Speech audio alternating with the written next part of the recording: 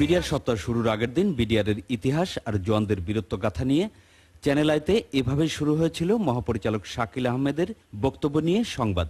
22 ফেব্রুয়ারি দুপুরে নেওয়া সাক্ষাৎকারে তিনি তুলে ধরেছিলেন বিডিআর নিয়ে তার আরও পরিকল্পনার কথা। সেই সীমান্তটাকে রক্ষা করা ইমিডিয়েটলি প্রয়োজন এবং সেই জন্য আমরা 6টি নতুন ব্যাটালিয়ন এবং 58টি নতুন বিওপি করার প্রস্তাব করেছি।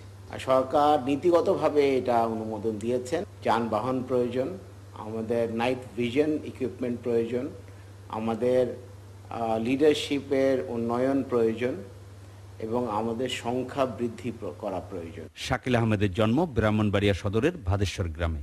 পিতা ছিলেন সেনাবাহিনীর অনারারি ক্যাপ্টেন, তাই শাকিল বুঝতেন সৈনিকদের বেতন ভাতার কষ্টের কথা। চেষ্টা ছিল জওয়ানদের বেতন সহ অন্যান্য সুযোগ সুবিধা বাড়ানোর। চ্যানেল আই এক্সক্লুসিভে বলেছিলেন সে কথা। আমার সৈনিকরা তার পরিবার থেকে পৃথক থাকে এবং এই যে বেতনটা পায় সেই বেতন দিয়ে তার পরিবারকে ভালো একটা জীবন দেয়া সম্ভব হয় না।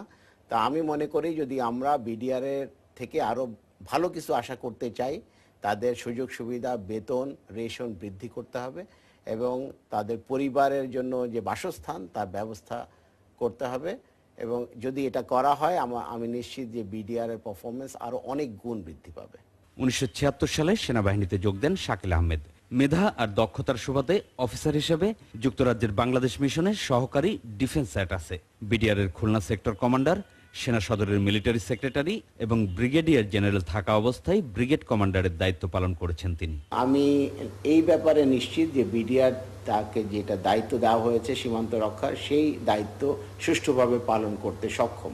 বাজার নিয়ন্ত্রণের কাজেও বিডিআরকে নিয়োজিত করা হয়েছে এবং এই অত্যন্ত দুরূহ কাজ বিডিআর সফলতার সঙ্গে করতে পেরেছে। বিডিআরের মহাপরিচালক নিযুক্ত হন 2006 সালে। জওয়ানদের বিদ্রোহের নামে পিলখানার নারকীয় হত্যাযজ্ঞের নির্মম শিকার মেজর জেনারেল শাকিল আহমেদ ও তার স্ত্রী নাজনীন শাকিল। নৃশংস হত্যাকাণ্ডের দিন পিলখানার বাইরে থাকায় প্রাণে বেঁচে গেছেন তার পুত্র ও কন্যা।